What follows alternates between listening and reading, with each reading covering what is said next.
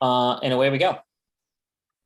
Great. Well, thanks again for inviting me to be with you all tonight. As you can imagine, as a communication director in this organization, I've done this many, many times. Truth be told, one of the reasons I am in that position is I'm the only native English speaker. Everybody else in the staff and the management are all from other cultures. Everybody has excellent English, but my role is to help polish it all and to make sure our rules and our protocols are all in recognizable forms of English. But this is a technical organization. We are not a class. We are not, and this is often mistaken in the way yacht racing is structured, but we are not a class. We're a rating system. We are used by choice by many different clubs and races and regattas around the world.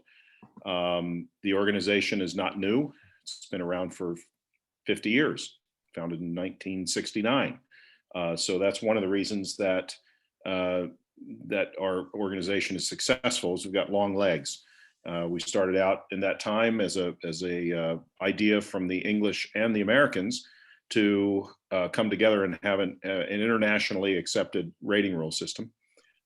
Those that are perhaps as old or older than Marty and I may remember the IOR system. That was one that was invented and managed for many years by the ORC. They switched over to the IMS system which is a VPP-based system that we use now, and renamed it to ORC about 15 years ago. All along this time, it's been a professionally run organization with updates to its technical abilities.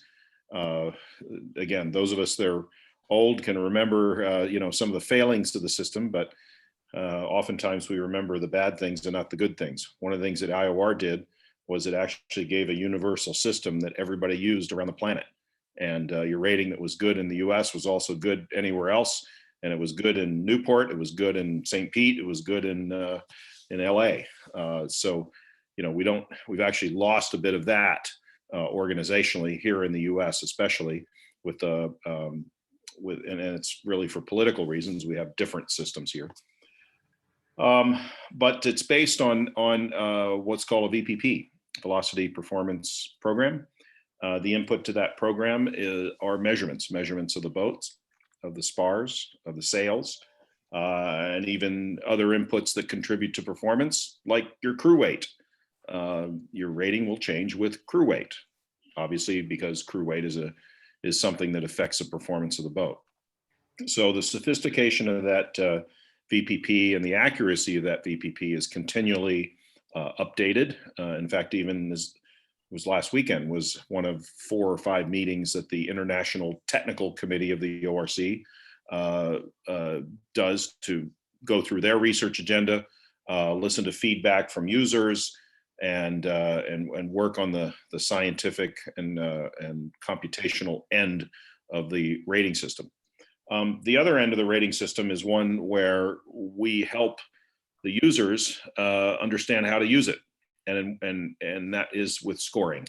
Scoring is a big part of the system, as you can imagine, because that's where the rubber hits the road. So while we can have an excellent model of a boat's performance, we need to translate that into ratings that can then be used for scoring. That can be done in a very complex way or a very simple way. One of the beauties of the VPP-based systems is you have a tremendous amount of flexibility on how you do scoring. I think a lot of us who have had some kind of technical background, or maybe remember a few classes from physics in high school, can remember, how forces work, and that's really how the VPP works. It just analyzes the forces and creates a model that predicts the performance of the boat. But we're all sailors, so we're all kind of geeks anyway. And we know that greater wind speed contributes to higher boat speeds. Sailing in a reach is a lot faster than sailing upwind or dead downwind when it's light air. The VPP models all that. And so your rating is nothing more really than a huge matrix of speed predictions. And the challenge with the scoring models is how do you condense that information into something that race committees can use to score races. And this again this is turning out to be a pretty big challenge here in the States, because a lot of folks sail one designs, and for 20 years, a lot of even big boat sailors were sailing in one design classes, particularly at the most competitive levels. As those classes have in the last several years kind of, I won't say withered, but they're not as active as they were, 10, let's say 15, 20 years ago. And they return to handicap racing. Their expectation is that this style of racing, this very competitive style of racing, they want to continue to have.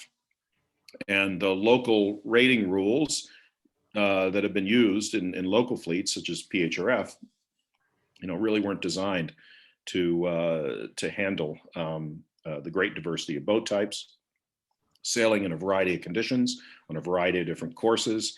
PHRF was invented, I don't know, 40, 50 years ago, as a system just to get people out and sailing. Very simple, intentionally simple for the real beginners in the sport. And again, as the complex rating rules kind of occupied a certain sector of the sailing public in this country, the vast majority of folks reverted back into PHRF.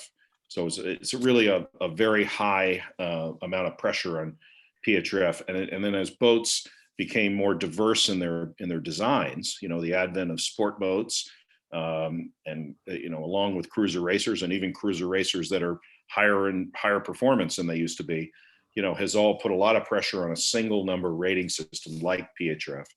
And it's therefore we're seeing a lot of interest, St. Pete being one, but many other local fleets who've adopted use of ORC to try to solve that problem. How do we rate boats that are really different? If you're lucky and you've got a big fleet, you can sort of do it by putting them in their own classes. But it's quite it's quite common that you don't always have a large population or large enough to segment them into their various classes like that. So what ORC offers is an opportunity to try to close that gap a little bit between boat types and model their performance in a way that can create fair racing. That's a long-winded answer for you. Yeah. Well, let's break it down a little bit. And I think, understanding what VPP means, I think is kind of a key, is that, when, designers design a boat, you have this software that looks at the hydro flow, looks at all of these calculations, and comes up with what a more familiar term is polars for a boat. And that's really what the VPP is it's basically taking that information and creating what that boat should perform at those different wind angles, and with the data that it's given with weights, all of those calculations. Am I correct? And that's kind of what the boat's base information comes from, is that data. Yeah, correct. The polars that a boat has is as you say, a prediction of its speed in a variety of wind speeds and wind angles. The ORC VPP operates between 6 knots at the low end and 20 knots at the high end. Why don't we go lower? Well, below 6 knots of wind, all of you that have sailed in that know that those are challenging conditions, and whoever wins is going to be the one who finds the most breeze, not who's clever at tweaking a boat in 4 knots of wind. And frankly, it's tough to model that anyway. It's very unsteady flow. Over 20 knots, kind of the same thing. There are factors that aren't really accounted for, such as sea state, waves and gusts of wind and other things that happen in those conditions. So we really don't try to model performance over 20 knots. At that point, any boat that's that is capable of planing is already planing. So you do capture already the essence of performances within that range. And as I said before, taking that information and distilling it into a rating is dependent on what the scoring model is for what kind of race you're doing. Now, I'll say one thing on the data. where does the data come from that describes the boat?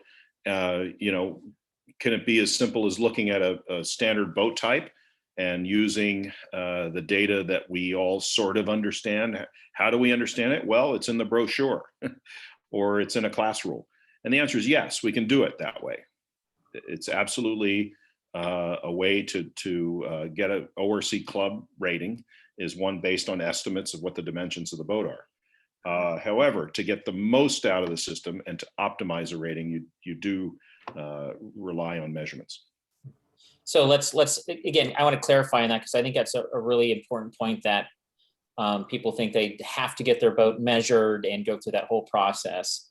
But what ORC has provided is that club level rating, which you don't have to get your boat measures. You do have to get your sail measurements, which that's easy to do. But you don't have to weigh the boat and do a bunch of riding amendment and all the water line and all that stuff. But you're right, that information comes from, you know, the specs from the designer. So they take that plus your sail measurements and they can come up with what would be a base rating relative for that boat. So that's the club level. And if I may explain that, that's a function that U.S. Sailing does. U.S. Sailing is the certificate issuing authority in the U.S. There are rating offices all over the world that have the same function. One of the strengths of ORC is its size, by the way. I mean, we're operating in 40 countries and have issued 10,000 certificates a year. So that allows us the size and the power and the financial backing to be able to run a professional operation. And with that also comes a tremendous amount of input. Well, the data, right? The data you get, and as you can see from year to year, there may be a little tweak in your certificate, even though nothing's changed. All that's happening on the backside is the calculations and, you know, really taking real life performances and just understanding if there's little tweaks here and there to make the boats kind of, there's a little tweak that happens, right, with the modeling. Yeah, and as I said, last weekend was a meeting of the International Technical Committee. Jason Kerr, a designer from the UK, is on that committee, and he and one of his colleagues is doing a big hydrodynamic study using CFD tools to try to refine the current formulations that are used for the hydro model. We invest typically 40 to 50,000 euros a year on research. And a lot of that is basic research. So it's looking at hydro models. They'll do a similar CFD research. They may not get to it this year, it might be next year, but the results of that process of evaluating new model paradigms along with real data, performance data. So our aerodynamic expert, for example, is Rob Ronzenbach, who was the quantum sales aero expert for many years. He's a PhD in aerodynamics, and he one of the things he does is take instrument logs from, you know, professional level programs where, you know, they're sailing the boats well, and put that through a process where we evaluate how the VPP is doing. Are there any areas that we really need to focus on? You know, I'll give you an example. In taking on the MAC races this year, there's boat types up there that have been around for 30 years, which are the sleds. You know, they're masthead rig, narrow, fairly tippy boats from, you know, designs from the mid 80s.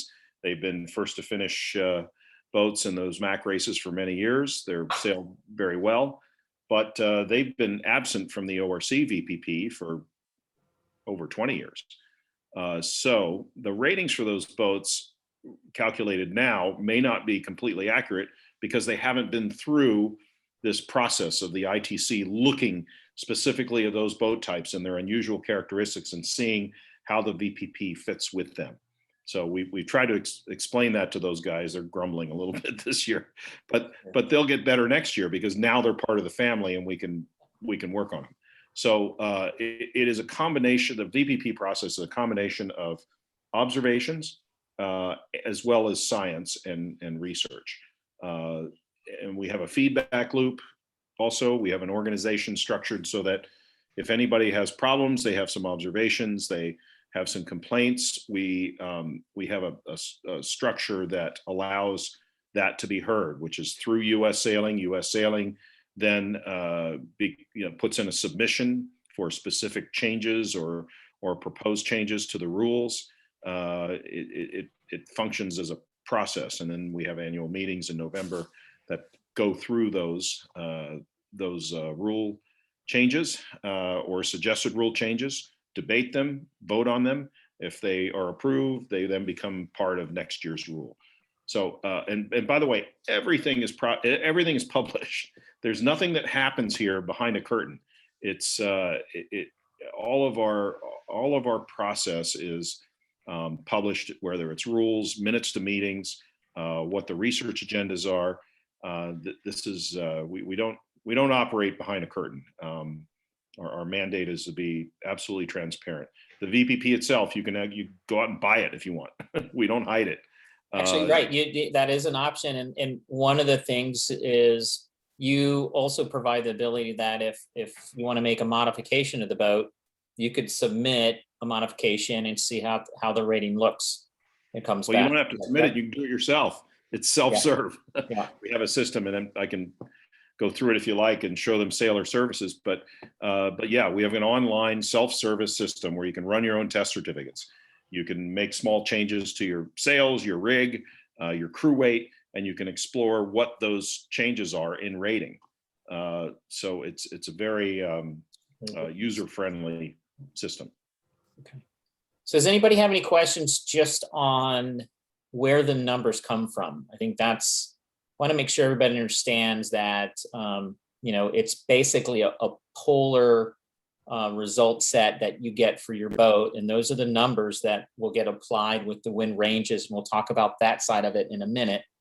But does everybody understand kind of how all that gets put together? Is there any questions on that? I'm good. No, good. Okay. Great. Thumbs up. Thanks, Chuck. So yeah, love it.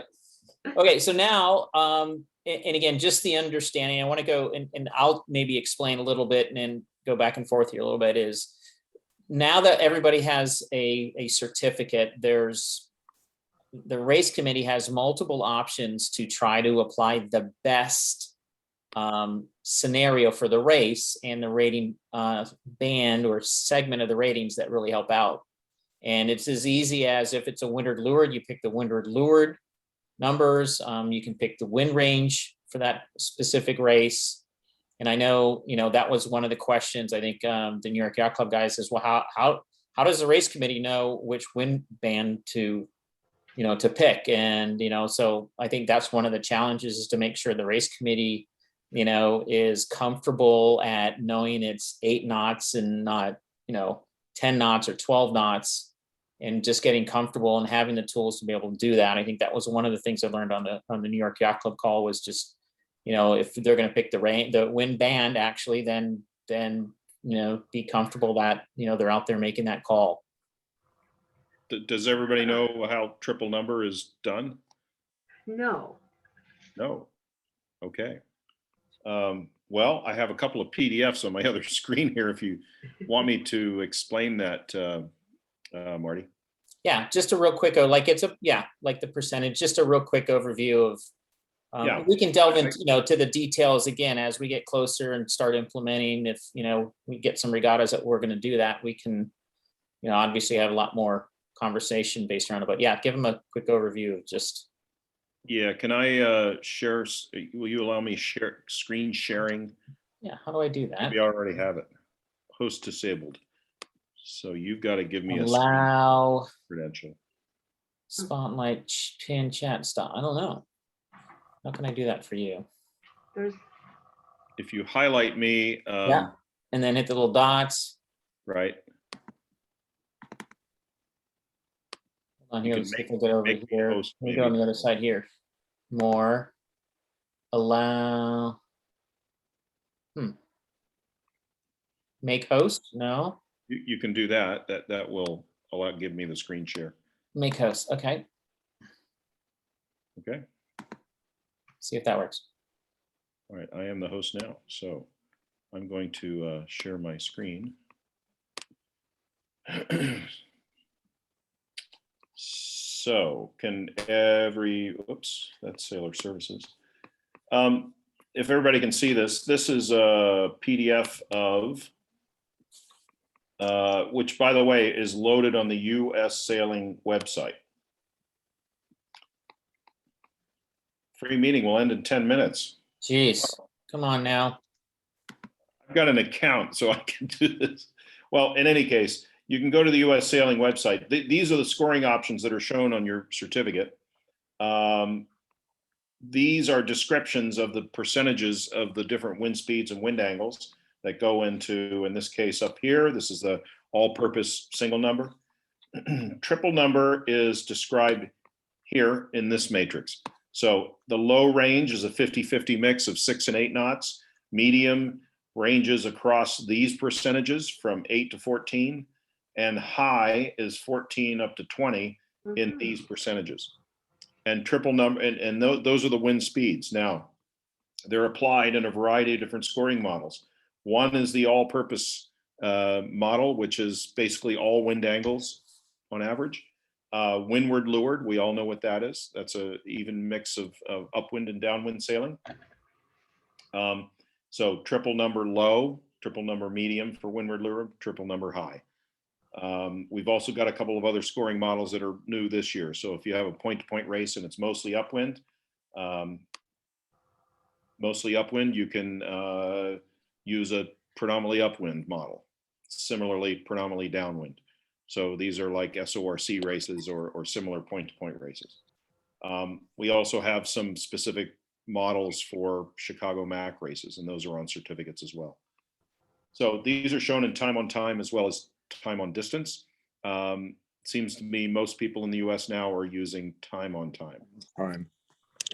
So that's an overview. This document is loaded on the US Sailing website. And it's really, so let's talk there, there's basically kind of two different websites. So there's the US based one, and then there's also the international one, correct?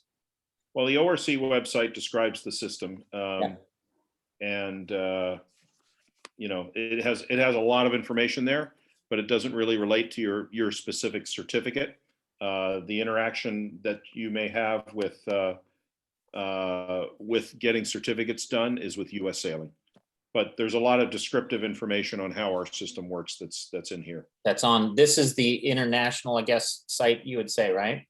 Well, yes. I mean, it's the site of the system, and not the certificate issuing authorities. Yeah. So if you want to learn about the software, you want to learn about how super yacht ratings work, how the scoring systems work, although this has to be updated.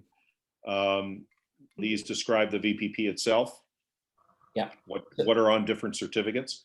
So this thing's kind of cool, a little tour of the ORC club certificate. That's awesome.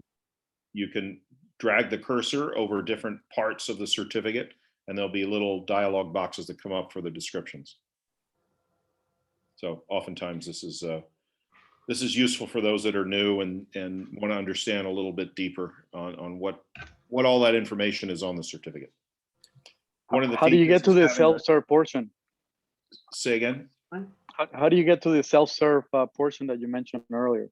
Yeah, this is when you go to the homepage, you go up here and you register for a login for the ORC Sailor Services.